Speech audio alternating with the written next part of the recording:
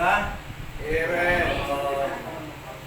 Salamat at andito na yung dalawa nating kapatid, no? Medyo nag-alala tayo at medyo matagal tong dalawang to. Medyo alam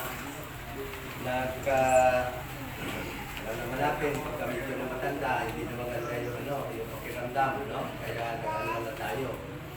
Dinaanan natin dito na malaman kung saan banda yung tindahan nila.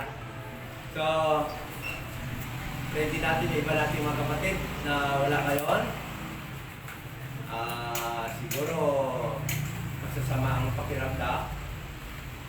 Talagang gano'n yung katawan natin. Sana naman totoong masama ang pakiramdam.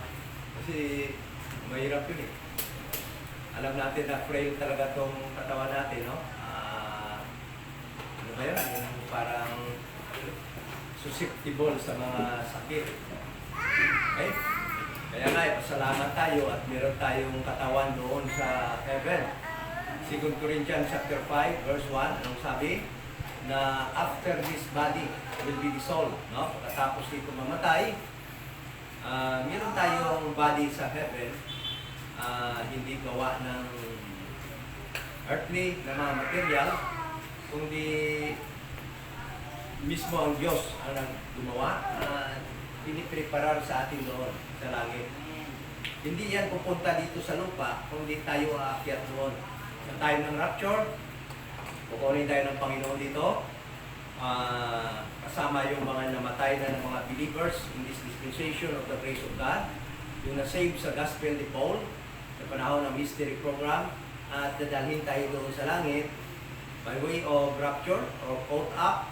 1 Thessalonians chapter 4, verse 13 to 18. 1 Corinthians 15, verse 52, 51, 50 down. Yan yung rapture, mystery rapture. Hindi yan sabi doon sa mga members ng church, the little flock. Hindi yan alam nila, kundi tayo lang ang pinaalam niyan dahil para sa atin yung program na yan. Kaya hindi natin makita sa Genesis up to the book of Acts, no? Na mayroong mga nasabi yung tungkol sa rapture dahil para lamang sa atin yan sa panahon na to, dispensation of the grace of God. So, yan, malaking comfort, malaking relief yan, knowing na yung katawan pala natin at darating na panahon ay papalitan at ang ipapalit ay ando doon sa langit. Iba naman yung sa kanila, yung glory nila, ng mga little flock members, they will be resurrected bodily. Yun naman sa kanila. Because itong katawan na ito ay ginawa ng Panginoon para mag-operate dito sa earth. Kaya sila, dahil yung earth yung kanilang inheritance, i-resurrect yung mga namatay na members namin dito. Yun ang kanilang promise sa kanila natin. Kaya mayroong bodily resurrection at iba naman yung rapture. Pag rapture, walang body yon kasi flesh and blood cannot enter the kingdom of God, the heaven. Hindi maka-enter yun. Kaya soul, then meron tayong body doon sa taas. Okay? So, na-discuss din natin yan ng nakaraan natin na online Bible study. So, before that, before tayo magpatuloy sa ating pag-aaral ngayon, ito yung ating pag-aaralan sa kayong panahon na ito. Ito yung umaga na ito. Christ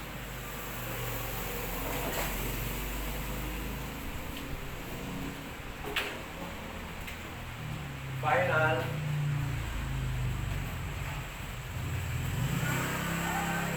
instruction.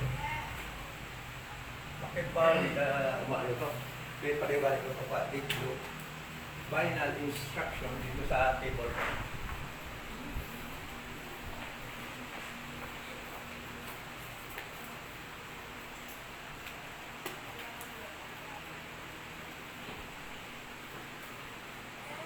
To the group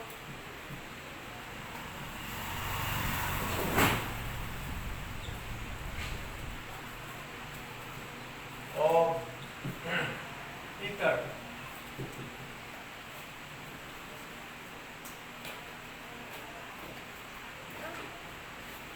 His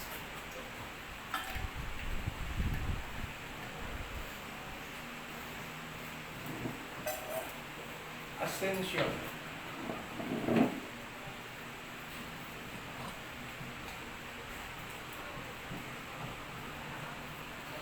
And promise. Prophesied.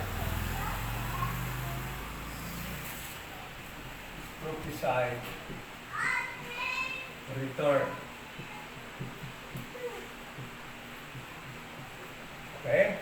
So, nasabi na natin, napag-agrihan natin na makaaral tayo ng series, no? Dahil nga meron naman tayong online Bible study, naibalik na natin yung online Bible study sa Facebook. At yung time noon, 8 o'clock to 9. Pwede tayo mag-start 8 o'clock to 9. Within that period, diyan tayo mag-start. No? Yung end, hindi na natin alam. Magdidepende yun sa haba ng ating pinag-aaralan. Yung nakaraan yata umabot tayo ng alas 10. No? Kahit anong paigsik ko talaga, ayaw umiksi. Kasi hindi ma-explain mabuti kung iiksian natin. Umabot tayo ng mga 10 o'clock. So, 2 oras, almost 2 hours. Then, yung day, kung anong araw sa loob ng linggo, hindi natin, wala din tayong fix na araw. Basta na lang i-announce ko yun through Facebook. No? Basta na lang i-announce ko. Ano na yun? Anong problema mo na? Nay? Anong problema?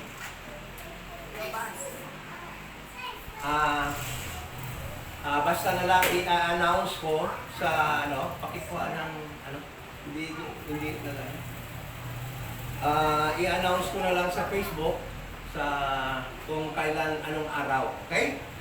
Yun yung ating online Bible study. So doon, sa pag-study natin doon, i-discuss yung mga doctrinal issues.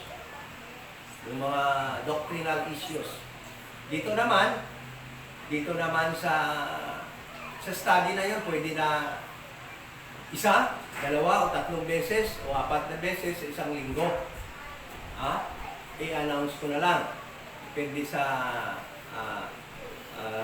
availability ng ating time at ng ating ding mga kapatid na nanonood online. So, dito naman sa ating Sunday Bible study, every Sundays, magsisiris tayo ng book. Kaya nga naagrihan natin na yung Book of Acts yung pag-aralan natin. So, kaya sa araw na to, mag-aaral tayo, mag-study tayo ng Book of Acts. At yung pag-aaralan natin ay yung Book of Acts, chapter 1, verse 1 to 14. Yan yung ating magiging sintro ng pag-aaral natin, yung Book of Acts, chapter 1, verse 1 to 14. At yung mga truths na makikita natin dito sa book, sa mga verses na ito is actually Christ's final instructions. Hindi nakita ni Dipdik. Christ's final instruction. Okay. Christ final. Sana makita. Ito yung problema yata yung ilaw. Kalimutan ko i-close. Instructions to the group. Hindi, ibig ko sabihin, takpan sana ng itim. To the group, itim na papel. To the group of what? Peter. Okay, ano yung makikita natin dito sa mga verses na ito? Yung mapag-aralan natin. Christ, final instructions to the group of Peter. Then, ano pa? Mayroong 3 mga importanteng bagay na makikita dito sa mga verses na ito. His ascension, yung kanyang pag-akyat sa langit. Okay? At yung prophesied prophesy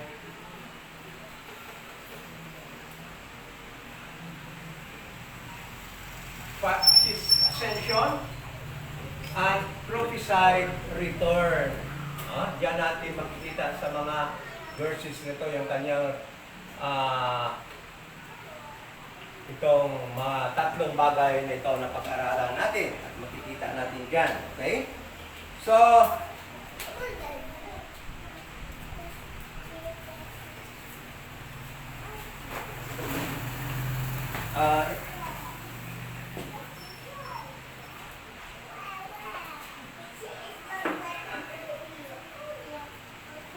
okay?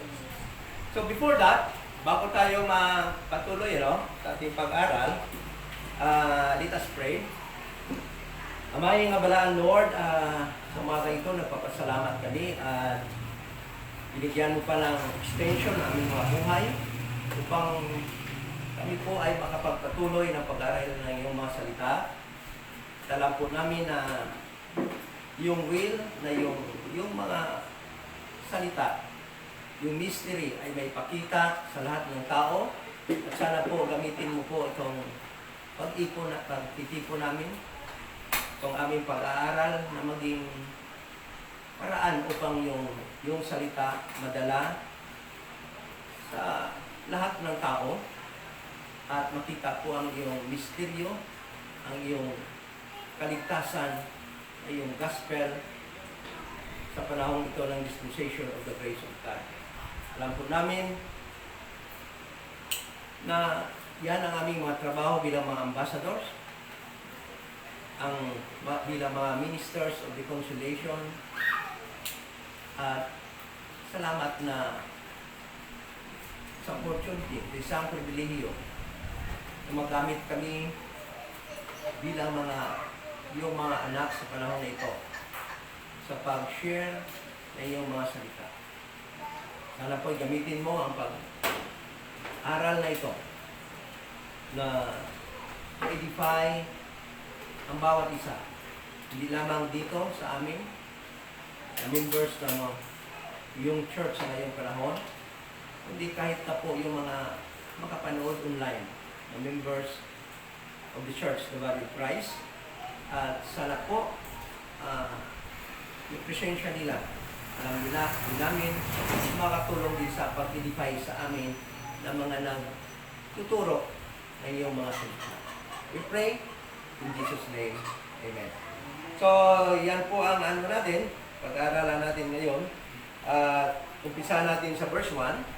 Sabi dito sa verse 1, the former treatise have I made, O Theophilus, of all that Jesus began both to do and teach. So, sa verse na ito, malalaman natin that the book of Acts, yung libro ng Acts ay isinulat ni Luke.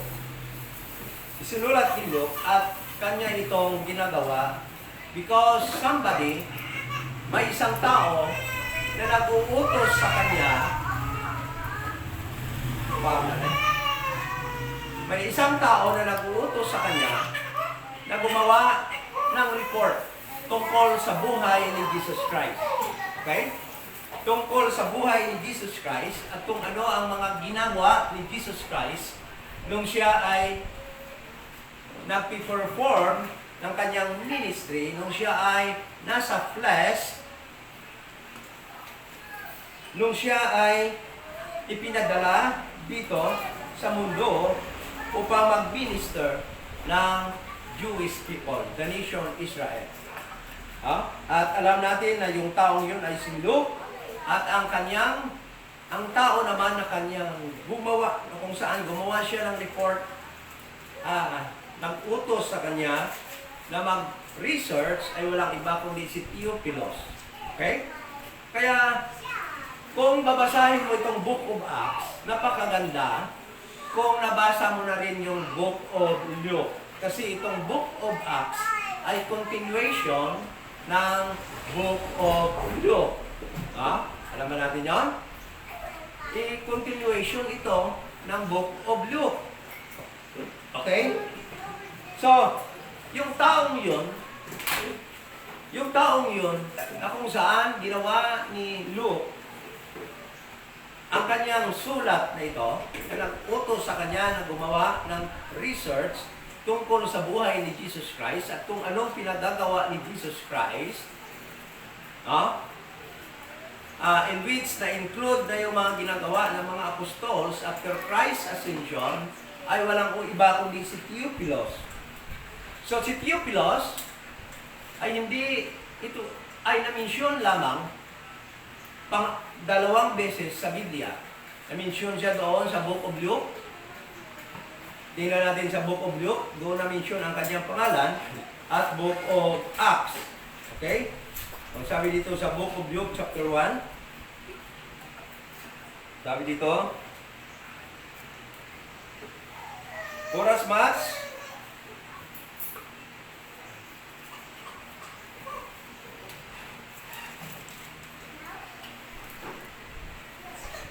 as many have taken hand to set forth in order a declaration of those things which are most surely believed among us, even as delivered them unto us which from the beginning were eyewitnesses and ministers of the word.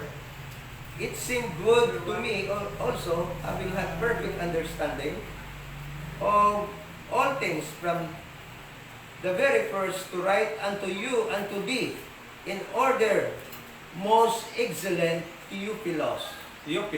So, in this verse, Theophilus was called by Luke most excellent. And that is why some of the scholars, ang sabi nila ay si Theophilus daw ay isang Roman public officials, because yung excellent, dahil sa word na excellent, that was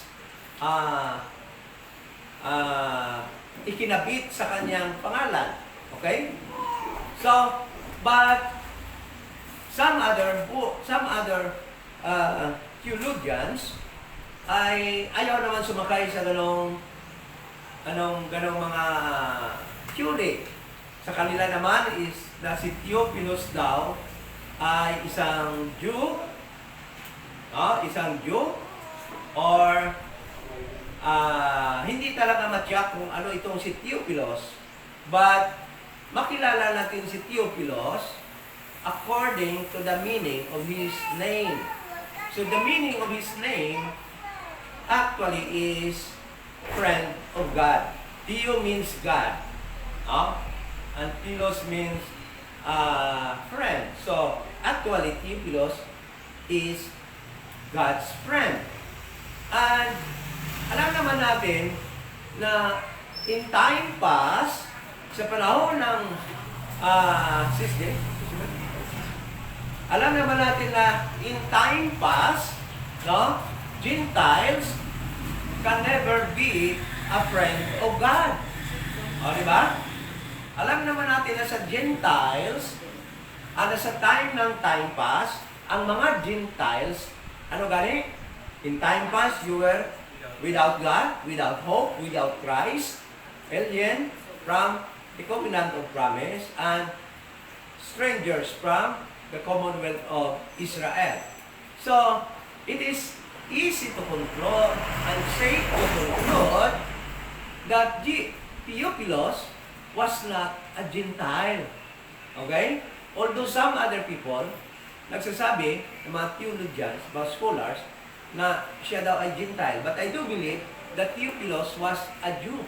Because in time past, this happened, yung event na ito, nung time past, na yung panahon na yun ay ang Gentiles was without God. So, it would be a contradiction to the Word of God, and God Himself, no, ay makagawa ng maling gawa pag nakipagkaibigan siya sa Gentile at the time. So, it is very easy to conclude that Theophilus was actually what? A Jew. A Jew. At bakit nga ba siya nagka-interest? Bakit nga ba siya nagka-interest Kasi Theophilus never been prophesied in the Old Testament. Never been prophesied in the book of Genesis until the book of Acts that there will be a man that will have interest in writing the life of Jesus Christ. Wala yun. Wala na propesya yun. Kaya dito lang. Kaya mahirap na maging Gentile ito. So, dahil yung Gentile nung time pass ay without hope, without God, and cannot be a friend of God. So, ibig sabihin, it is only a Jew, a person in the flesh na galing kay Jacob. Okay? Kay Abraham, kay Isaac, kay Jacob, the nation Israel, ang pwedeng maging kaibigan ng Panginoon noon. Dahil yung pangalan niya is a friend of God. Okay? So, bilang report kay Theophilus, sabi dito sa verse 2, sabi niya sa verse 1, a declaration. Whereas, balik tayo sa Acts chapter 1. The former treatise have I made mentioning the book of Acts, yun ang former treatise na ginawa niya at pinadala niya kay Theophilus until the day in which he was taken up. Okay? Until the day that he was taken up. So, kung makita natin, ang book of Acts ay nag-end yun sa death, burial, and resurrection of Jesus Christ. No? Sabi niya dito, until the day in which he was taken up, after that he, through the Holy Ghost, had given commandments unto the apostles whom he had chosen. Verse 3, to whom also he showed himself. This speaks of Christ being with the 11 apostles. Bakit 11? Kasi wala na si Judas. During his 40 days and 40 nights stay on earth, after he was resurrected. Okay? So, after his passion, by many infallible proofs, being seen of them 40 days and speaking of the things pertaining to the kingdom of God. So Jesus Christ, after he was resurrected, stayed on earth, tumira pa dito sa mundo, no? For 40 days. 40 days. Alam mo, 40 days, excluding nung time na first day niya na nag-resurrect, alam natin na nung first day na yon, anong nangyari kay Jesus Christ? After Jesus Christ resurrected, nung makita siya ni Mary, ni John, at ng prophet, no? At ang, sino yon? Yung the disciple whom Jesus loved, nung makita siya noon, nung first day na na-resurrect siya, alam naman natin na Jesus Christ hindi nagstay sa earth noon. Anong ginawa niya? Umakyat siya sa langit and stayed there for 7 days. Kaya nung bumalik siya, sabi doon, ika-8 araw, bumalik siya sa earth, nagpakita kay Tomas. So, kasi nangyari nga ito, Jesus Christ, nung siya ay nabuhay, yung araw na yon, umakyat siya sa langit, at doon siya for 7 days. He was consecrated, no? According to the law, to the custom of the Jewish people, because he will become a priest, he will become a high priest in the kingdom.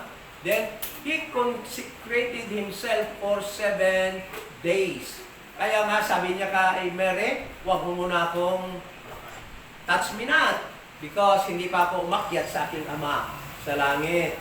So, that was the time he went up to heaven. It was not his ascension recorded in the book of Acts, but secretly, he went up to heaven. He reported to God the Father. He received his glorification in heaven, then returned to earth after 7 days. Then, on the 8th day, He showed Himself to the apostles. And that time, Thomas was there. And He called Thomas. Ano sabi niya kay Thomas? Galawin mo ako. Touch me. Ilagay mo yung darili mo dito. Doon. Dito pa. Doon pa sa daan ng pako sa kanyang paa. Kaya magtaka ka, bakit doon? Pwede na siya magpa-touch. But the first day na siya ay na-resurrect, ayaw niya magpa-touch because of the Jewish custom na mga priests, bago mag-perform ng kanilang duty, should be consecrated or must be consecrated for 7 days. Okay? Maintindihan din yun. So, mula nang siya ma-resurrect, sabi dito, nag-stay pa siya ng 40 days.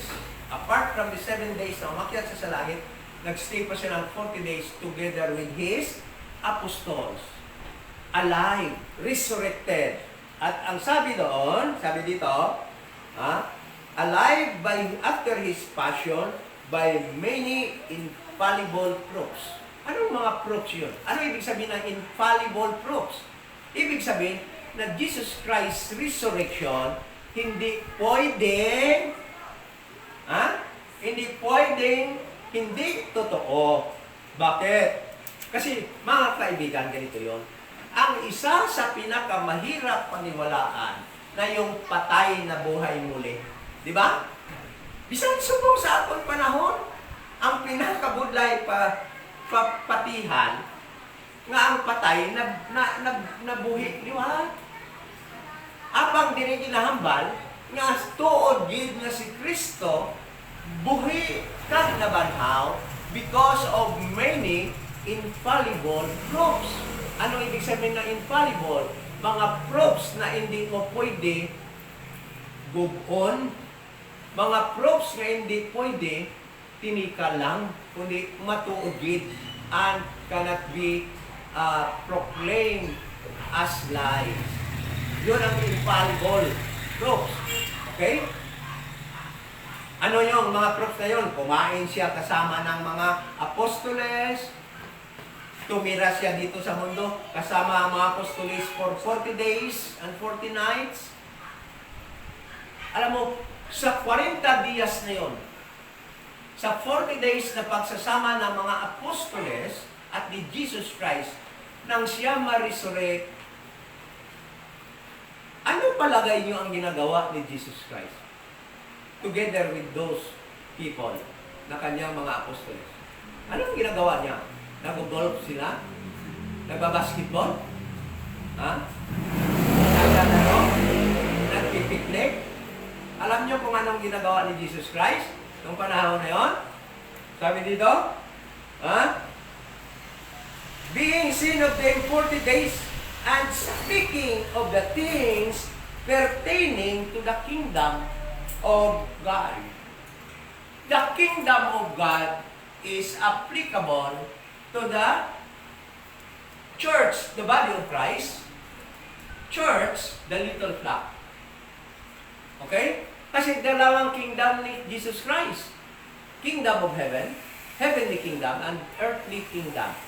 Pag sinabi niyang kingdom of God, kung yung kinakausap niya ay mga little flock members, He is referring to His earthly kingdom.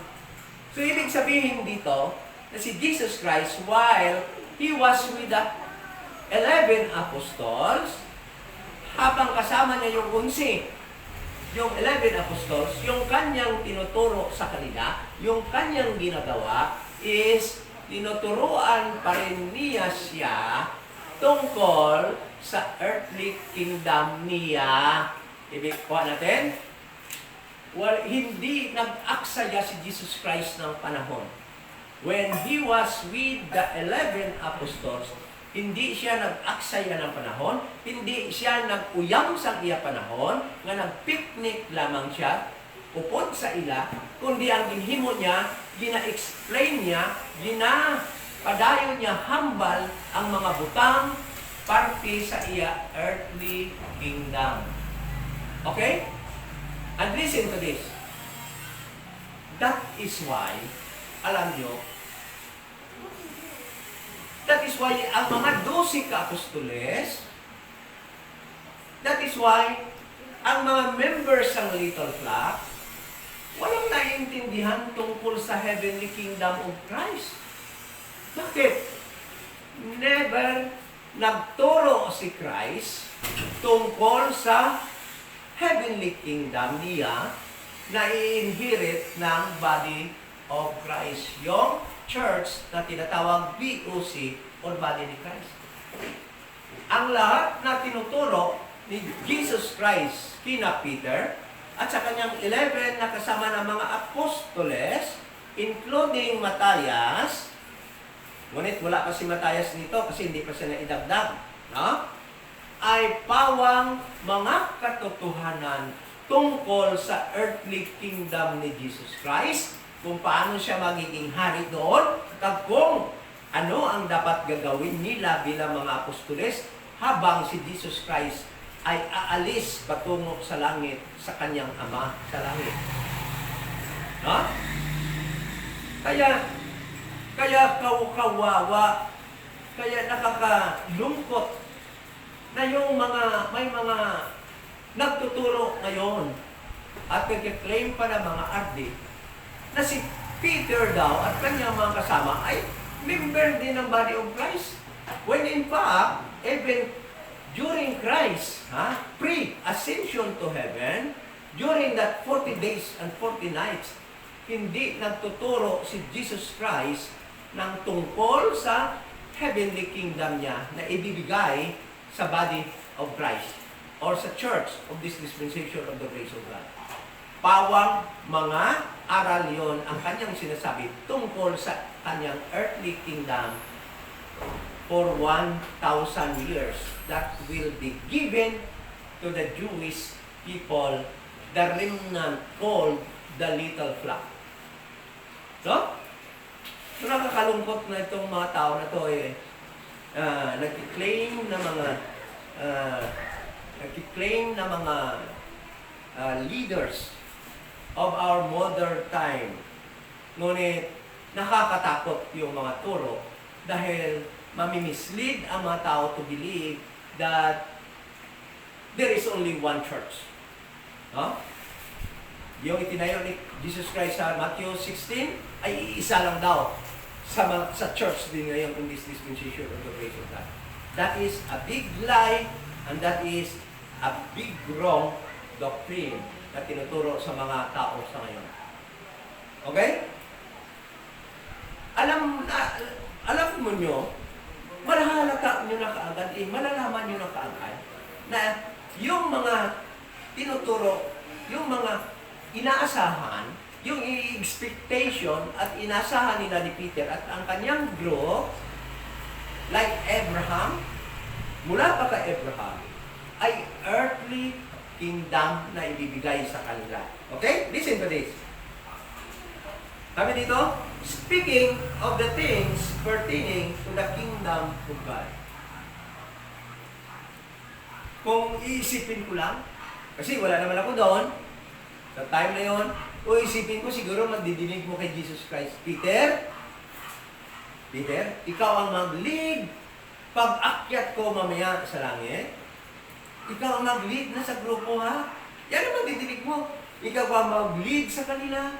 And kita mo si Peter ang nag-lead because doon pa lang sa chapter 16 ng Matthew, he was given the key of the kingdom. Okay? Actually, magtataka tayo eh.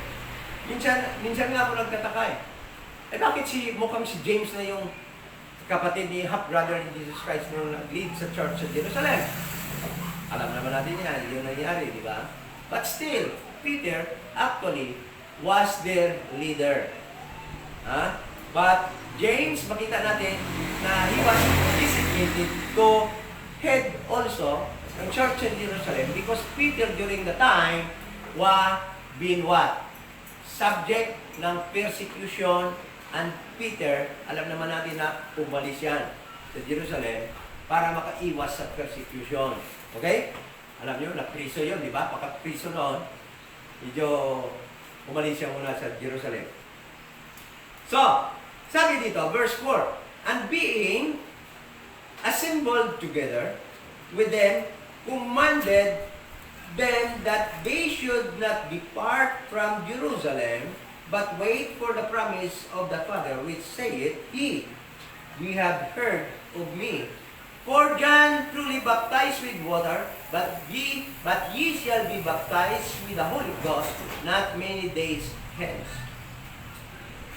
So, while they were assembled, habang nag-iipon sila, together, Christ, what? Begin to give His final instruction to the Jewish apostles. Ano yung kanyang instructions? Ha? Sabi dito, and being assembled together with them, commanded them that they should not depart from where? From Jerusalem.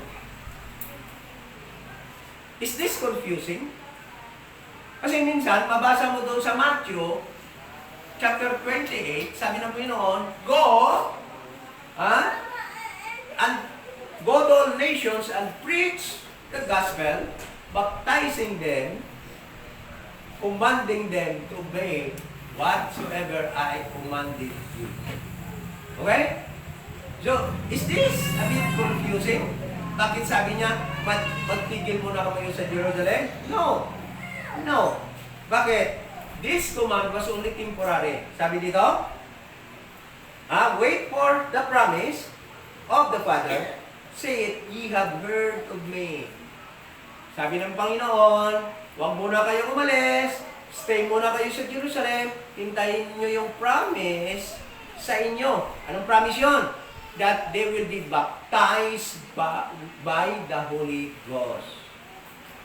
Anong sabi ni John sa Matthew chapter 3 verse 11? Pakibasa. Matthew chapter 3 verse 11. Ito yung promise na yon na pinahihintay sila muna sa Jerusalem. I indeed baptize you with water unto repentance, but he that cometh after me is mightier than I, whose shoes I am not worthy to bear. He shall baptize you with the Holy Ghost and with fire. Ito yung promise nito, ang reason, kaya sabi ni Jesus Christ sa kanila, huwag muna kayong umalis sa Jerusalem. Hintayin nyo muna na dumating yung promise sa inyo. Anong promise yun?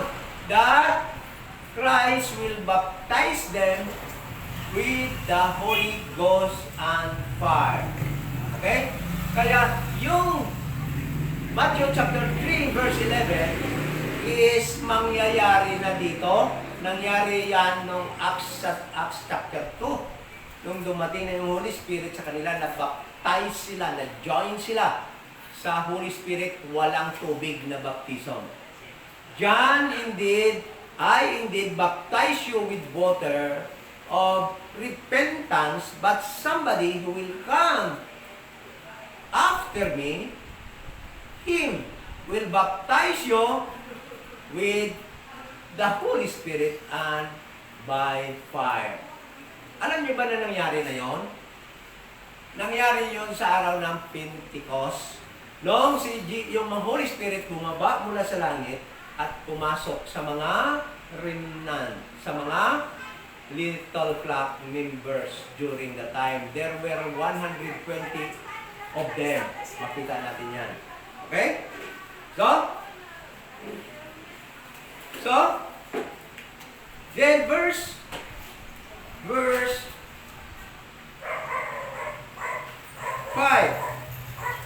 verse 6.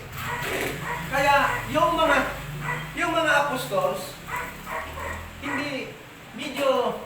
hindi talaga sila umalis doon sa Jerusalem. Naghintay sila na mangyari sa kanila yon na mabaptize sila ng Holy Spirit. Naghintay sila doon na dumating yung Holy Spirit para ma-empower sila. Okay? So, kaya maintindihan natin na bakit andun sila sa Jerusalem. Bakit andun sila sa Jerusalem at hindi sila nagsiuwi doon sa kanilang mga tahanan. Alam nyo, most of the 12 apostles galing sa ang lugar ng Israel. Saan? Saan ba may river doon na nangingisda sila? Saan ba lumakad si Peter sa sa water? Ha? In the Sea of Galilee. Doon sila eh. Pero bakit hindi sila umuwi doon after Christ's death? Because Christ stayed with them for 40 days, giving them His final instruction. And part of His final instruction is to stay in Jerusalem. Alam nyo, o hindi napakita si Christ after Christ's death. Itong mga tao na to, uuwi na to eh. Sa kanilang mga lugar, nangingisda na ulit siya na to. Diba? Diba? So, sabi dito, when they therefore were come together, they asked of him, saying, Lord, wilt thou at this time restore again the kingdom? Ito lang. Nagtataka ako, bakit hindi naintindihan ito ng mga kapatid natin na nagtuturo din ng Biblia at nag-aaral ng Biblia. Ito yung mga grupo ni Peter. Ano yung tinatanong nila? Ano yung i-expect nila? Ano yung asahan nila kay Jesus Christ? To restore the kingdom. Is that heaven? Yung in-expect nila, heaven? No. The physical kingdom that was stolen from them by the Roman Empire. Alam niyo ba yon? Alam niyo ba yon? Kasi, yung kingdom, ang kahalintulad na kingdom, ang model kingdom, na mag-reign si Christ ay yung kingdom na si David ang king. Ang model ng kingdom ni Jesus Christ sa kanyang 1,000 years, kung makuha na niya kay Satan at ibigay na niya ito sa Israel, ang kingdom na ito, ang model ng kingdom ni Christ is David's kingdom and Solomon's kingdom. During the time, ano si King David? Siya ang pinaka-hari halos ng mundo. Halos lahat na subdue niya, lahat niya ng kalaban. Noong panahon ng kingdom ni Solomon, ano ang meron sa kingdom ni Solomon? Peace. Yun yung model ng kingdom ni Jesus Christ. But that kingdom, alam natin, na was stolen from them by what? Because of their sins, that kingdom was given to the Gentiles. At alam nyo ba, ng panahon na yon na kinakausap at tinanong ng mga apostoles si Jesus Christ kung ibabalik na ba niya yung kingdom, they are actually referring to the kingdom na nakita nila ang panahon ni David, panahon ni Solomon, at yung inasahan nila na ibigay sa kanila na kung saan maging great nation sila and they will rule the earth, over the earth as great nation. Yan yung kingdom na tinatanong nila, Lord, ibabalik mo na ba? Sabi niya dito? Sabi dito? Sabi nila, tanong nila, Lord, wilt thou at this time restore? Ano yung ibig sabihin ng restore? Ibabalik. Will put again in place. What kingdom they are actually referring? The kingdom of David, the kingdom of Solomon, which is the model of Christ's kingdom for 1,000 years. Kaya nga, ano bang mangyari kung si Christ na mag-reign dito sa earth? There will be peace, there will be no war. Sa time ni Solomon, there is no war. There is only peace. Yun ang mangyayari sa kingdom ni Christ for 1,000 years. So, ibig sabihin, yung mga tao na ito, the 11 apostles during the time has never had a knowledge about the heavenly kingdom of Christ dahil yung alam lang nila na ibibigay sa kanila is the earthly kingdom of Christ.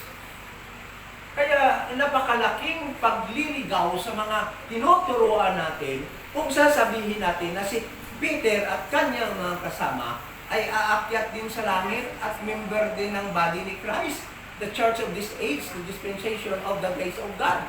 Maling turo yan. At bakit nakakatakot? Dahil napaka-aggressive nitong mga taong ito. They are traveling from the north to the south just to convince other religion, just to convince other group to ally with their group, to be with their group. But the danger is that these people are not teaching the sound doctrine of this dispensation of the grace of God. That is the very danger. These people are teaching. Okay? Listen to this. Alam niyo bang, for 400 years, the Jewish nation been under the rule of Roman Empire for 400 years. It started during the conquest of Pompey. In 63 BC. 63 BC before Christ, Pompey conquered the region. All the region, the Arab region. Including Israel. Including Jerusalem. Okay?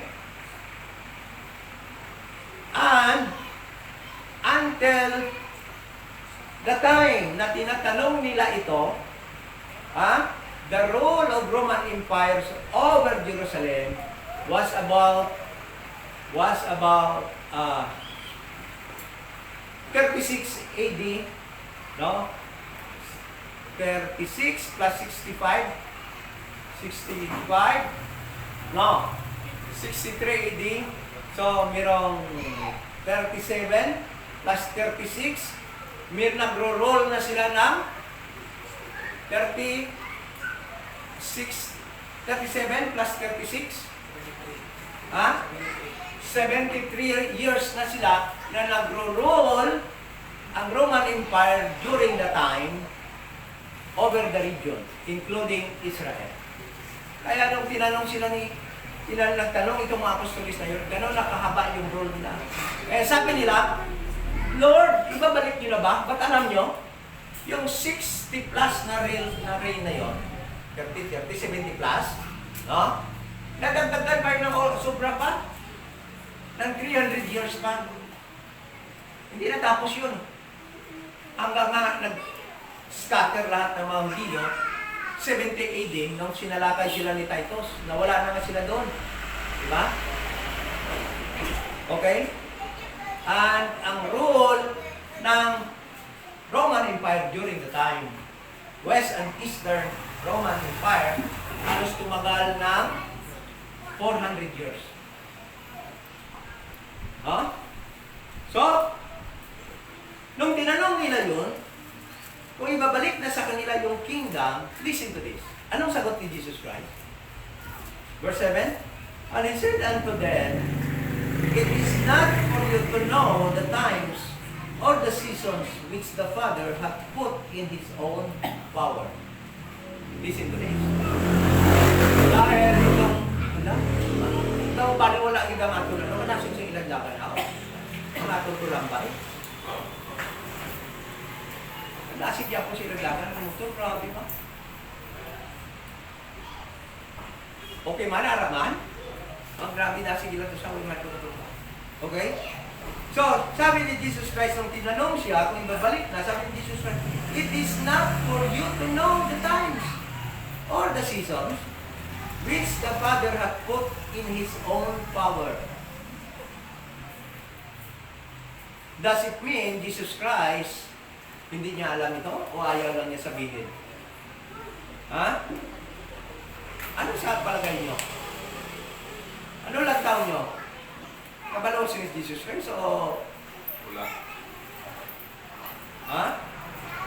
Alam niyo, somebody will tell us that Jesus Christ in the flesh was still all-knowing. But, listen to this. Jesus Christ, when He was in the flesh, if He is God, how can people kill Him? Paano siya papatayin kung Diyos siya at the time? Ha? Meron bang tao na pwedeng patayin yung Diyos? No. At the time, Jesus Christ was a bit lower than the angel. And sino yung sa Bible ang a bit lower than the angel? Tao. Psalms. Listen to this. Psalms chapter 8 verse 5. Pakibasa. Psalms chapter 8 verse 5. Ano sabi dyan? Pakibasa. For thou hast made him a little lower than the angels, and hast crowned him with glory and honor. Okay? Jesus Christ, when He was in the flesh, He was a bit lower than the angel. Tayo, alam nyo mo tayo mga tao, kunti lang diferensya sa angel. Why? So that Jesus Christ could die.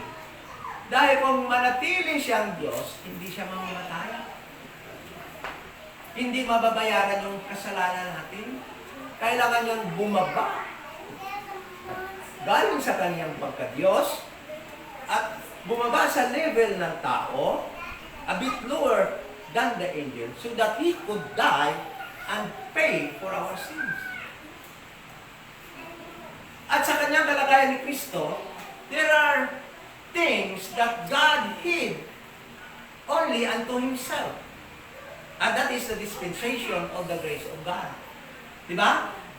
A secret that has been hid in God, the Father, for generation and generation until it was revealed by God to Jesus Christ. Kaya, alam nyo, malalaman ka.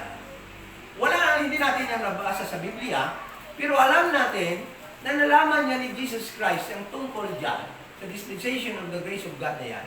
Nung umakyat siya siyempre sa langit. Diba?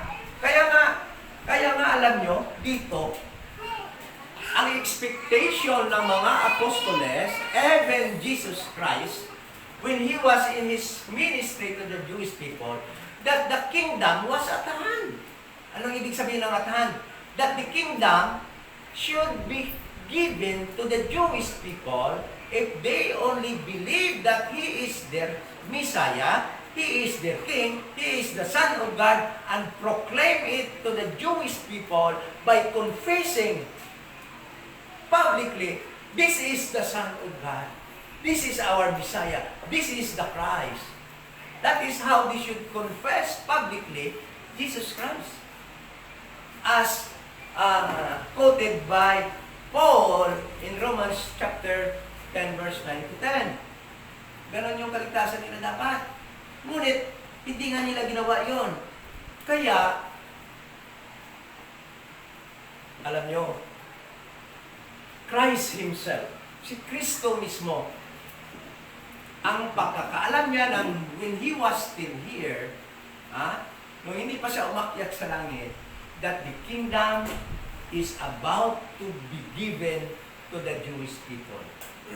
Kaya sabi niya alam nyo, kung alam lang ni Kristo na hindi pa pala yun ibibigay, Jesus Christ would not command to these people to sell all their belongings and give to the poor. Hindi niya gagawin yun. Kaya tingnan mo ano nangyari sa mga taong gumawa noon, sa mga believers na gumawa yun. Naghirap sila. Naghirap sila na naging subject sila ng mga paghingi ng tulong sa mga believers, even to the members of the body of Christ. Yun ang ginawa ni Paul. Kasi nag-agree sila doon sa conference sa Galatians chapter 2 verse 7 that, okay, Paul, you should go to the Gentiles while we, the group of Peter, will go to the remnant of Israel, to the Jewish people. But, what they agreed together, but don't forget the poor. Sinong poor yun? Sinong poor? Yung mga poor sa Jerusalem na members ng Little Flock, sa mga poor na nag-scatter na members ng Little Flock, na naging pobre dahil ayaw bigyan ng trabaho ng Jewish government, dahil nga naging believers sila ni Christ, ayaw bigyan ng trabaho, pinersecute, naging pobre dahil yung mga ari-arian nila, ibininta nila at pinamumudmod sa lahat ng members ng Little Flock. Alam niyo ba gaano kadami yung mga members noon? There were 120 yung sa upper room nung Day of Pentecost at 3,000 added nung pag-preach ni Peter, lahat yun pinersecute, ang dami nun. And yung mga may ari-arian, ibininta, i-distribute evenly according to their needs. So yung mga tao na yun, dahil hindi nga pala nabigay yung kingdom, hanggang ngayon, for more than 2,000 years na, hindi pa nabigay sa kanila yung kingdom, nangamatay na lang iba pobre. Alam niyo ba kung alam ni Jesus Christ na hindi magbigay kaagad yun? Sasabihin ba ni Jesus Christ, bitkan niyo yung mga ari-arian niyo? Baka sabihin niya, wag. Kasi maghirap kayo dito, magiging paksa pa kayo, magiging tukso pa kayo, magiging stumbling block pa kayo kasi yung naniniwala pala sa akin na nagiging mahirap. Kaya gusto yumaman ng mga pastor na yun. Kasi daw naniniwala sila kay Kristo. Yun ang totoo. Kung titingnan mo ang istorya ng Biblia. Okay? Dahil nga ang katotohanan, hindi nga alam ni Kristo, hindi nga niya alam, but his expectation that it should be given after his death, resurrection, death, burial, and resurrection. Bakit? Bakit? Anong proof? Dahil it was told in the Bible that a New Testament will start after the death of what? The testator. Nag-start na ba yung Old Testament? Yes. But it was also postponed because of their rejection of their Messiah, the Lord Jesus Christ. Kasi kung hindi na yun na-reject, tuloy-tuloy na yun. Kaya yung book para sa New Testament is the book of Hebrew. Revelation is the book for the tribulation period. Kaya tinan mo sa Revelation o sa Hebrews, Jesus Christ is priest, high priest, king. Yan na yung 1,000 years. Yan na yung New Testament, ang kanilang preamble of the New Testament of Christ 1,000 years rule. But it was postponed. So, the New Testament, nag-umpisa na during Christ's death, burial, and resurrection, but it was also postponed. Kaya hindi pagyapon nagbigay yung kingdom sa kanila. Yun lang nalaman ni Jesus Christ. Na pag bato kay Stephen, he was about to go down, to return to earth, to establish his kingdom. He was about to return to earth, to put all his enemies under his footstool. But God told him, relax muna. Kasi meron akong bagong program na i-implement. That is why the return of Christ being delayed, that the 7 years tribulation program has been withheld to pave the way for this mystery, this dispensation of the grace of God. Okay? Kaya, hindi natuloy. But anong sabi ni Christ sa kanila? But ye shall, verse 8, but ye shall receive power after that the Holy Ghost is come upon you, and ye shall be witnesses unto me both in Jerusalem and in all Judea and in Samaria and unto the uttermost part of the earth. Kita mo? This was the final instruction of Jesus Christ to the group of Peter. To stay in Jerusalem, magpahimuyon sa Jerusalem, hintayin ang Holy Spirit, they will be baptized by Christ. Si Jesus Christ yung nag-baptize sa kanila, ha? Jesus Christ went up, sent the Holy Spirit to enter to the members of the little flock, no? To empower them. Okay? Tingnan mo, but ye shall receive. Ano yung marireceive nila? After na Holy Ghost magpasok sa kanila, ano marireceive nila? Power. Alam nyo, next chapter 2, nung dumating na yung Holy Ghost, alam nyo ba kung ano ka-powerful sila ni Peter? Ha? Ay, nako. Mapag-aralan natin yan. Si Peter, nagtatago bago pa yung mangyari. Kaya doon sila sa upper chamber. Nagtatago sila doon dahil sa takot nila, baka patayin sila ng mga Jewish leaders.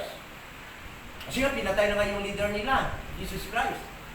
Ngunit after, sa Acts chapter 2, beginning in Acts chapter 2, after they received the Holy Ghost, ay nako, grabe ka-bold nila ni Peter, na mismo doon sa kalye na takot silang dumaan dahil baka sila dakpin, hulihin. Tagalog ko galing na dakpin.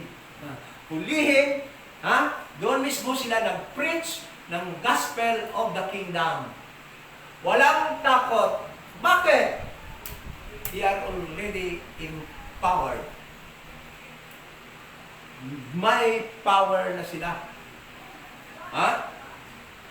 Sabi dito, but ye shall receive power after that the Holy Ghost is come upon you, and ye shall be witnesses unto me both in Jerusalem and in all Judea and in Samaria and unto the uttermost part of the earth.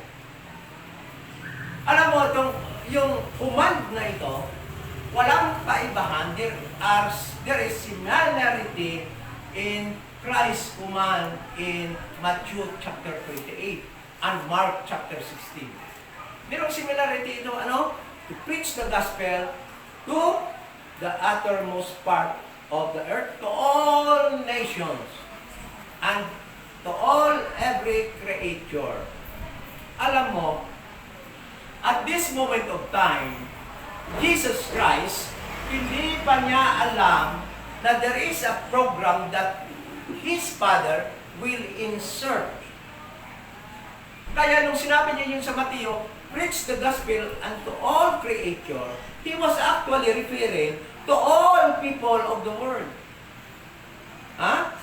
Yung kingdom gospel na yon, dapat ipipreach din yun to all people of the world. Kasi hindi nga niya alam na mayroon pa palang dispensation of the grace of God. Because Jesus Christ during that time already resurrected. Pero hindi pa rin niya alam na may dispensation of the grace of God na ma-insert. Bakit? Bakit niya sinabi na yung gospel nila Peter i-preach unto all every creature? Meron bang pinili yun? No. All creature, including Gentiles. Bakit? Dahil hindi pa niya alam na si Stephen pala, yung Holy Spirit pala, ay i-reject pa rin ng mga Hudiyo sa Acts chapter 7. Sa kanya, ang alam noon ni Jesus Christ na yung kingdom, pag-akyat niya sa langit, babalik siya para isagdo ang kanyang mga kalaban. Then, Peter and his group will be commissioned para pumunta sa buong mundo to preach the gospel. At kung nangyari yon, yung kaligtasan natin, pareho din sana sa gospel na itinuro sa mga Hudyo. Ikaso nga, hindi pala yun, meron palang program na itinago yung Panginoon, kaya nga alam na alam natin. Kung sa tao, si Paul ang unang nasabihan, no? Ha? Kasi si Jesus Christ, nung sinabihan nun, hindi naman siya ordinary tao lang. Glorified na siya, umakyat sa langit. Doon niya din na-receive yung information about the body of Christ. Okay? Tingnan natin yan. But ye shall receive power after that the Holy Ghost is come unto you, and ye shall be witnesses me, both in, where? Jerusalem? Ano ba? Judea? Samaria? Ano yung pagkaiba sa utos sa kanila sa Matthew chapter 10, verse 5 to 10? Go not ye unto the way of the Gentiles and the Samaritan. Why? At this moment of time, Samaritans are included. Because Christ's understanding during the time, ano ba sana? Ano bang sabi ni sa kay Abraham? Through you, through your seed, all nations will be blessed. Yun na sana, through Christ, in His prophetic program, all nations will be saved. But, hindi pala yun. Meron palang, secret na natago sa Ginoo, na in case hindi tumanggap ang mga Jewish people, may isang program na nakatago ang Panginoon. Alam nyo bakit? Napakatalino talaga ng Panginoon. Bakit niya hindi ni-reveal yun? Unang-una, kung ni-reveal yun, yung mga princes of this world will not crucify Jesus Christ. Di ba? Ito, dagdagan ko na lang. Bakit hindi na niya ni-reveal yun?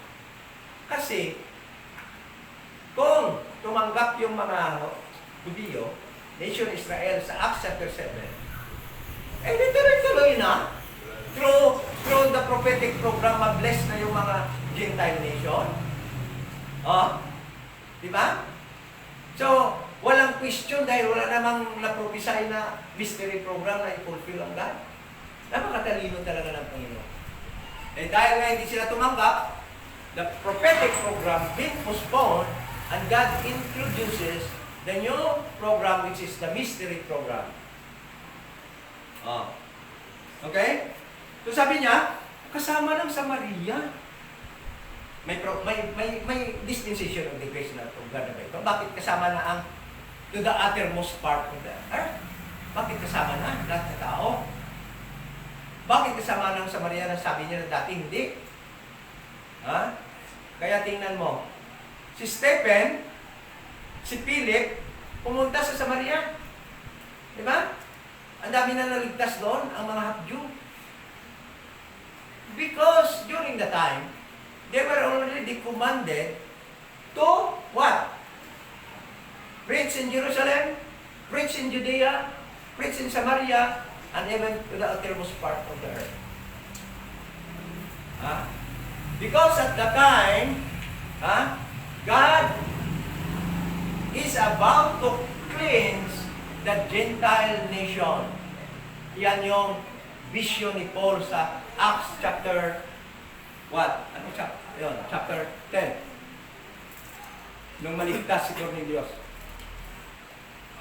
Okay? And when he had, intindihan na natin ito kasi, sabihin natin, included na ba lang mga Gentiles dito? That was Christ's command to them, to go not to the Gentiles. But, alam nyo ba, na hindi sila pumunta sa mga Gentiles? Yung totoo dyan, yung mga 12 apostles did not obey this command. Why? Tingnan mo. Pumunta ba sila sa mga Gentiles after they were filled by the Holy Ghost? No.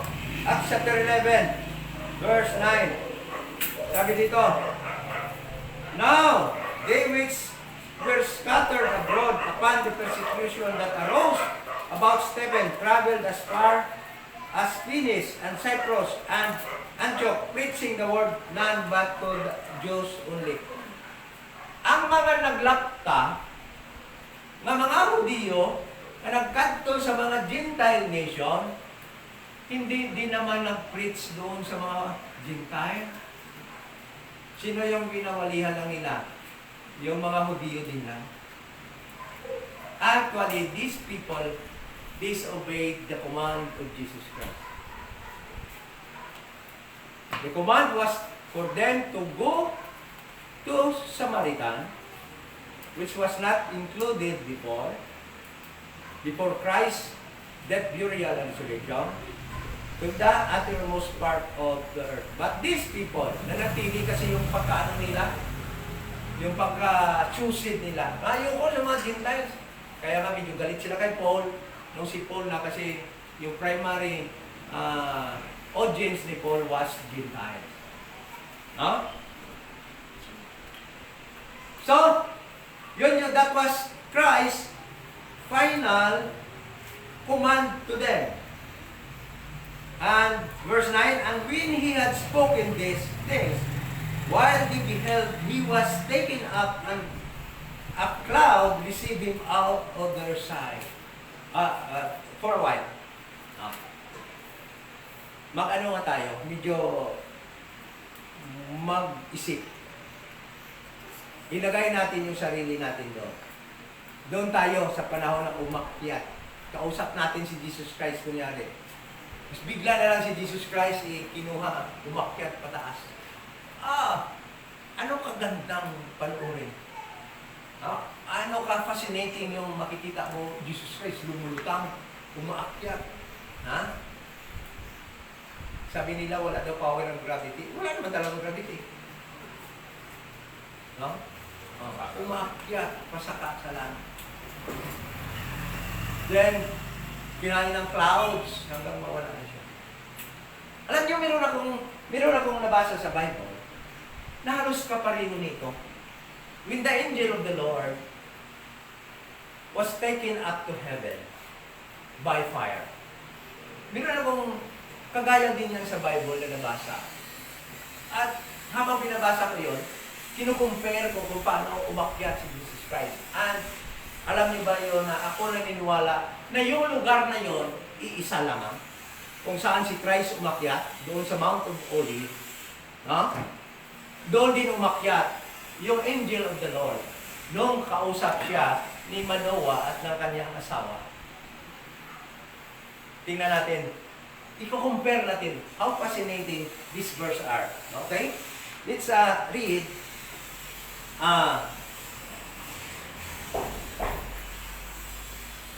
Numbers 35. No. Judges 13:19. Ano yung basa? Judges 13:19 to 20. Judges 13. 19. 1:3:19. So Manoah took a kid with the meat offering and offered it upon a rock unto the Lord, and the angel did wondrously, and Manoah and his wife looked on. Verse 20, for it came to pass, when the flame went up to the Lord, ascended in the flame of the altar, and Manoah and his wife looked on it, and fell on their faces to the ground. Verse 21, but the angel of the Lord did no more appear to Manoah and to his wife. Then Manoah knew that he was an angel of the Lord. Judges, ano yan? 13 verse 19 to 21. Judges 13, 19. 13 or 30? And it came to pass, verse 20, and it came to pass when the flame went up toward heaven from off the altar, that the angel of the Lord what? Ascended in the flame. 13, verse 20. Habang si Manoah at kanyang asawa nag-offer ng burnt offering kasi nga, barren yung asawa ni Manoah, hindi magkaanak. Ngunit, pinuntahan sila ng angel at sabi, magkakaanak kayo. Alam niyo ba kung sino yung anak niya? Si Samson. So, si Samson ay Nazarene. Ibig sabihin yon ay nakatalaga sa gawain na ibibigay ng Panginoon sa kanya. No?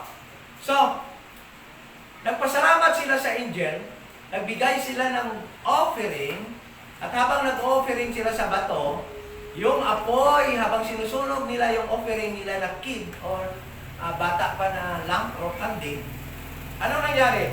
Yung flame umakyat papunta sa langit, at anong nangyari? Yung angel umakyat doon sa flame papunta sa langit.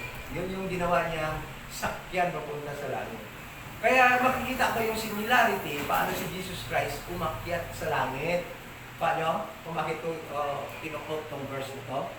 Ibig sabihin, there was a pattern, and I do believe it happened in the same place. Ano yon? Saan yon? Ang point ng North Pole. Alam niyo yung North Pole? Alam niyo yung North Pole?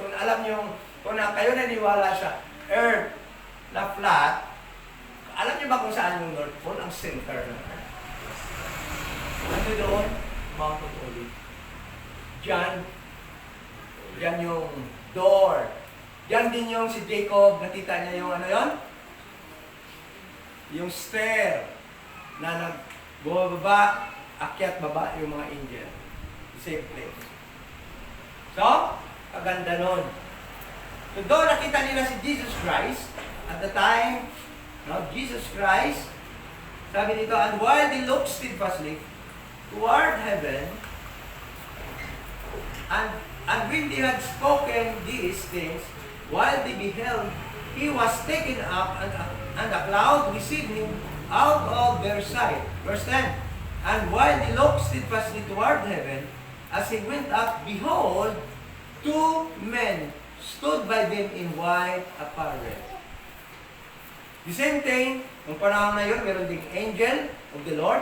At this time, there were two angels. Bakit ba? Bakit ba talaga nung panahon ng prophetic program of God to Israel, napakaraming angel sa earth? Bakit maraming angel sa earth? Ngayon, wala na angel. Kaya ganito. Ganito. Ingat kayo, huwag kayong maniwala doon na sabi na, uy, kayo ingat kayo, baka yung mga nagmamalimos, humihingi sa inyo, baka angel yun. Walang angel ngayon sa earth. Sa panahon dispensation of the grace of God. Pero ng panahon sa time past, during Christ's prophetic program to Israel, there were so many angels on this earth. Bakit? Alam niyo ba yan? Ministers.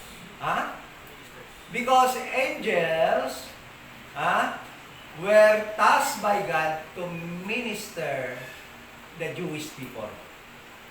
Binigyan sila ng trabaho para i-minister ang mga Jewish people, and at the same time, to minister, dumami pa rin, mas lalong dumami nung andito si Christ sa Matthew, Mark, Luke, and John, mas dumami pa ang angels. Bakit? They were here also to minister Christ. Kaya tingnan nyo, si Christ nung andun sa wilderness, nung nung mag-fasting 40 days and 40 nights, anong nangyari daw? Sino nag-minister sa kanya? Angels. Angels. Yun yung nag-minister sa kanya. Angels. Iba ba yung mga army ng mga angels, ha? Kasi yung mga army naman na angels is designed by God to war, to fight a war. Iba lang yung grupo nila. Okay? So, patuloy tayo. Then, sabi ng mga angels, which also said, ye men of Galilee. Yun na nga. Kaya nga, taga-Galilee nga sila, di ba? Kaya tawag nito, ye men of Galilee.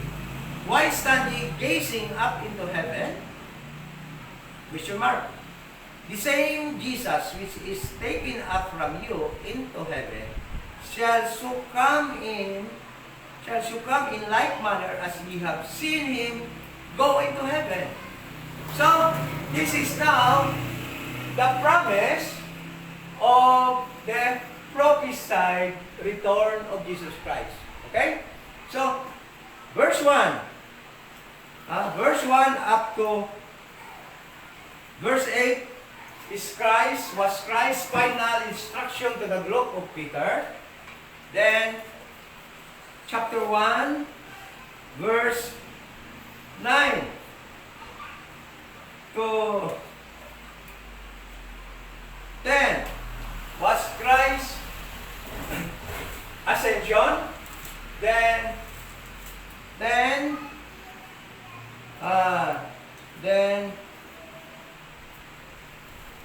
11 to 14, no? Was Christ prophesied return to Israel. Ito yung mga verses na ito. Yung mga sinasabi ng mga verses na yan. So sabi dito, verse 11, which also said, Ye men of Galilee, why stand ye gazing up unto heaven? The word na ginamit was gazing. No? So, maybe it is tan equivalent to amazed, wondering, no? Nakatingala gid sila. Na-amazed gid sila. Gazing. Or, nagatangla nga may pagkatingala. Ikaw, Bit, hindi ka hindi matingala nga. Oh, grabe, no? Kung labot nga nabanhaw na siya, bunyi siya, yung dalapin siya sa langit. Nagalutaw sa kalapin sa langit. Hindi ko namin tanaw, no? So, gazing is looking unto heaven with amazement. Okay? Na nagkakatingala. Sabi dito, Jesus, which is taken up from you into heaven, shall so come in like manner as ye have seen him go into heaven. This is the prophesied coming return of Jesus Christ to earth. He is second coming. Na hanggang ngayon hindi pa nangyayari. At alam natin yan through sa timeline ng Bible that it will only happen what? After the rapture of the body of Christ. No? Kung wala yung body ni Christ, pagkatapos to kay Stephen, pagkatapos ang tribulation, mabalik na si Kristo, how soon? Kadagdali ng tangi. Dapat ma-fulfill na sa tumatime. Kung na-fulfill na sa tumatime, wala na maglapot, 2,000 years pa ang kalibutan na extension. Wala na. But because of the body of Christ. The body of Christ is walang timetable kung saan kailan matatapos. Ang mag-end lang ng body ni Christ is the rapture. Yun lang ang rapture. It was not prophesied when the body of Christ, how long it will be in this earth. Kung ano ka haba. Although there are some last days na mention sa atin, no? And I also believe, siguro ka mo kapatiman that we are in the last days of the mystery program. No? Hindi ko lang paghihambal ko online kasi maraming magagaling sa akin. Sabihin ba akong date seeker? Well, that is my personal belief. Okay? So, sabi niya dito, verse 12. Then returned they unto Jerusalem from the mount called Olivet, Mount of Olive. Doon umakyat si Christ sa Mount of Olive, ha? Galing sila doon, which is from Jerusalem a Sabbath day journey. So, understanding this verse, no? Paano natin maintindihan itong verse? Kasi alam mo, dapat sa Bible, maintindihan natin yung mga sinasabi. So, ano ibig sabihin ng a Sabbath day journey? Nung paglakad ba nila, Sabbath na yun? A Sabbath day journey. Then returned they from Mount Olive kung saan si Jesus Christ umakyat at ni-receive ng heaven, no? Umalis sila doon at naglakad sila as Sabbath day journey. Pabalik sila sa Jerusalem. Doon sa upper room, upper chamber. So, a Sabbath day journey. Sino can explain this one? So, a Sabbath day journey is, meaning, ibig sabihin, the Jewish people, no, were commanded to observe what? Sabbath. And that is the seventh day. Ikapito na araw. Seventh day. During their observation of Sabbath day, of Sabbath, they cannot perform any what? Work. Okay? They cannot perform any work. Pati kain yan. Kain o, wala din o? Mag-fasting din yan. Hindi din sila kakain. Kasi hindi sila mag-work, hindi sila magluto. Lahat. They should fast also. But the Jewish people were allowed to walk what? To walk a Sabbath distance. Allow sila maglakad, kaya hindi naman pwede hindi sila maglakad. Ina-allow din sila maglakad ng Sabbath, tinatawag nila Sabbath journey or Sabbath walk. Sabbath journey. So, ang Sabbath journey is, alam niyo ba kung ano kahaba yun? Ano ka layo yun? A Sabbath journey is, actually, meron ako nasulat, is 2,000. A Sabbath journey is equivalent to 2,000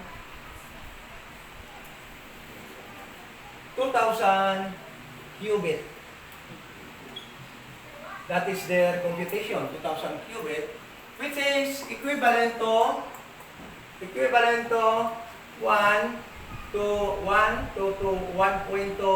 kilometers or 3/4 mile. Yan yung ibig sabihin ng Sabbath journey. So, ibig sabihin, from Mount Olivet, naglakad sila papunta, balik sa Jerusalem, 1.2 kilometers. Yan yung nilakad nila. Meaning, that is the distance of Mount Olive from Jerusalem. Malapit na daw Mount Olive sa Jerusalem. 1.2 kilometers. Diyan si Jesus Christ bababa ulit. Diyan din si Jesus Christ bababa sa kanyang second coming. Okay? So, yan yung ibig sabihin ng a Sabbath journey. Ibig sabihin, naglakad sila from Mount Olive to Jerusalem to upper chamber, 1.2 kilometers. Okay? Then return they unto Jerusalem from the mount called Olive, which is from Jerusalem a Sabbath day's journey. And when they were come in, they went up into the upper room. There abode both Peter and James, and John and Andrew, Philip, Thomas, Bartholomew, and Matthew, James the son of Alphaeus, and Simon, Zelotes, and Judas, the brother of James. Bakit ba doon sila? Talagang mga kapatid to ni Hindi naman to mga member ng 12 apostles, si James at si Judas, di ba? But why they were there? Dahil nga mga kapatid ito ni Jesus Christ in the flesh, brother in Jesus Christ. Okay? So, this all continued with one accord in prayer and supplication with the woman and Mary, the mother of Jesus, and with his brethren. Huh? So, yan yung pag-aaral natin ngayon. Yung final instruction in Jesus Christ to them, for them to wait in Jerusalem and to wait that promise, to receive the Holy Ghost, to empower them so that they will become witnesses unto me and to Jesus Christ, both in Jerusalem and in all Judea and in Samaria and unto the uttermost part of the earth. Very different instruction from what Jesus Christ gave unto them in Matthew chapter 10, verse 5 to 7. Because during the time, yung si Jesus Christ during the time was only sent to the lost sheep of Israel. But at this moment of time, ipo-fulfill na sana ni Jesus Christ yung promise kay Abraham na through his seed, through the nation Israel, all nations will be blessed. Ngunit, ang hindi niya alam na yung Israel pala in Acts chapter 7. Kasi alam ni Jesus Christ that God the Father gave 1 year grace period to Israel. After Christ's ascension, alam niya na sana ika-cut off na ang Israel. Ngunit alam natin na in Luke chapter 13, Jesus Christ prayed and asked the Father to give what? 1 year na extension para sa Israel. At ang 1 year na extension na yan ay mula sa kanyang ascension hanggang Acts chapter 7 na kung tatanggap at tanggapin nila si Kristo na kanilang Christ, Messiah, King, the Son of the Living God, sana mabigay na sa kanila ang kingdom. At sa panahon na yon, sila Peter at yung mga kasama niyang apostoles, was commanded to go to Samaria, na hindi dapat kasali noon, and to the uttermost part of the earth. In Matthew chapter 28, ano sabi? Preach the gospel to all creatures. But dahil nga na hindi nila tinanggap si Kristo, na-postpone yung program na yan, at ano nangyari? Nag-introduce ang God ng bagong program. I-reveal niya doon kay Jesus Christ sa heaven. That is why it is called the heavenly ministry of Jesus Christ.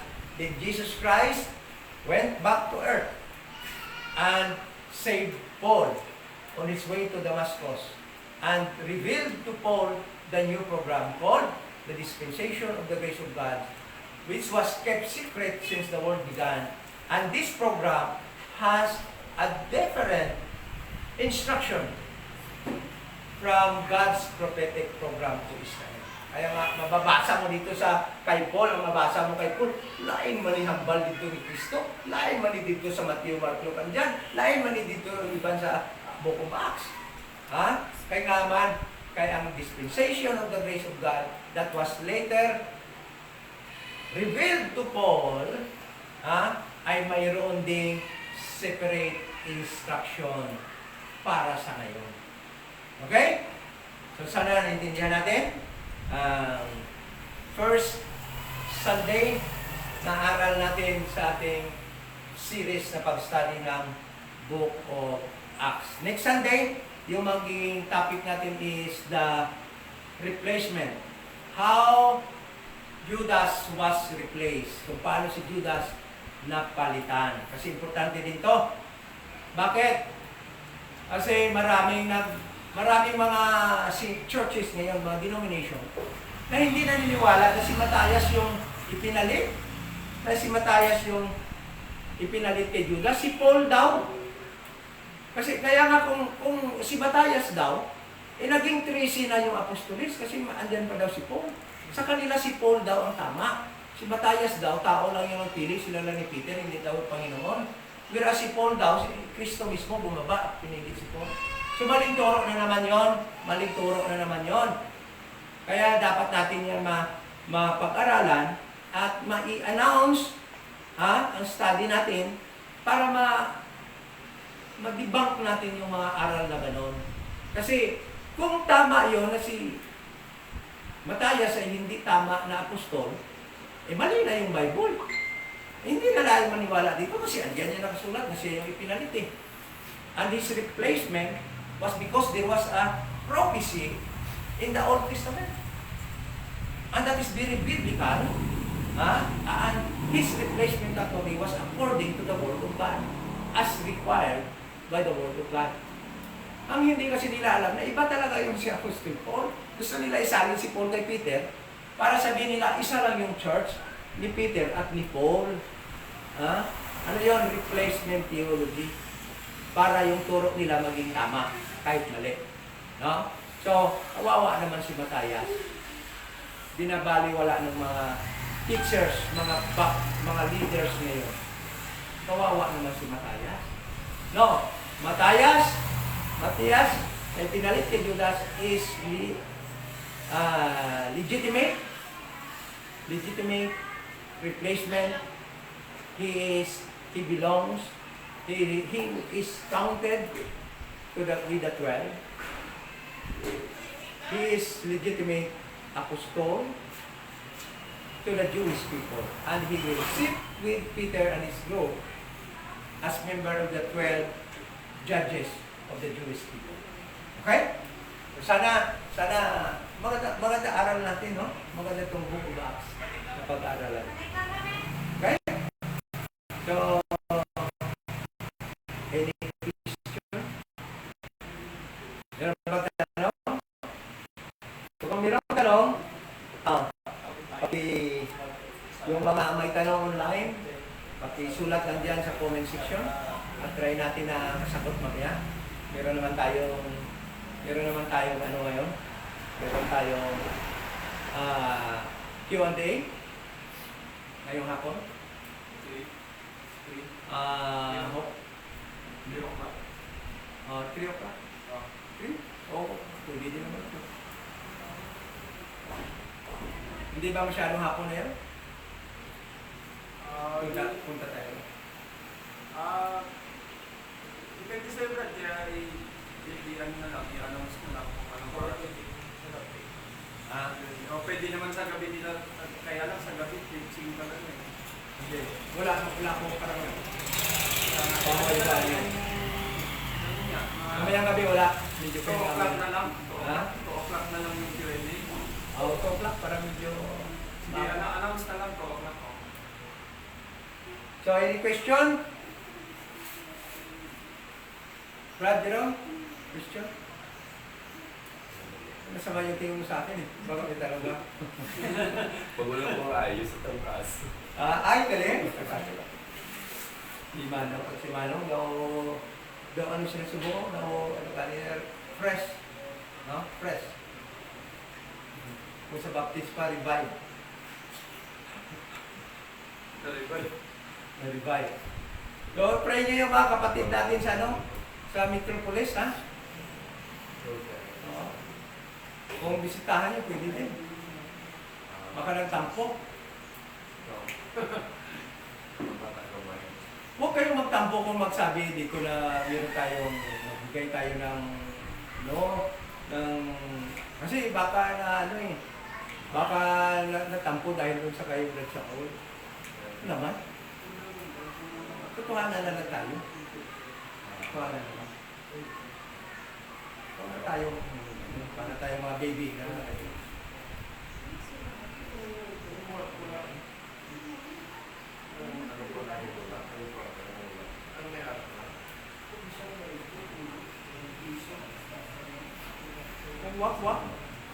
Kung wak. Kaya ayoko mag-mention ng pera dito sa harap kasi baka sabihin mukha tayong pera.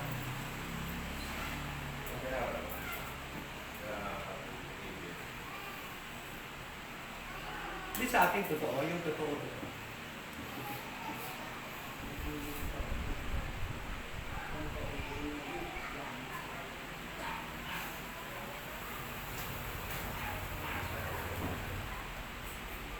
Huwag naman.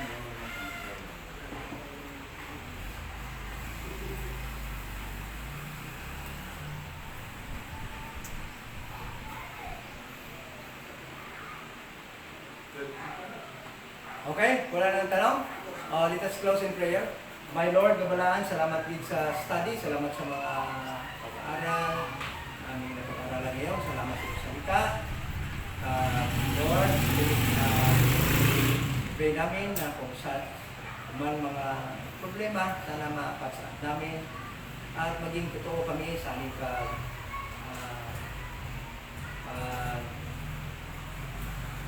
tulong o pagiging member sa body ni Christ.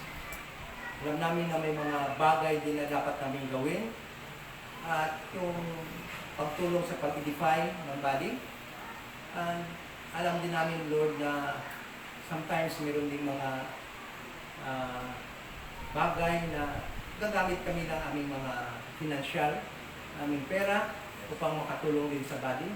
At kung yan ang mapag-usapan, sana hindi po kami magiging indifference or magkaroon ng sama ng loob namin dahil para po naman ito sa iyong gawain kung ano man ang aming mga pinaplano dito. We pray in Jesus' name. Amen.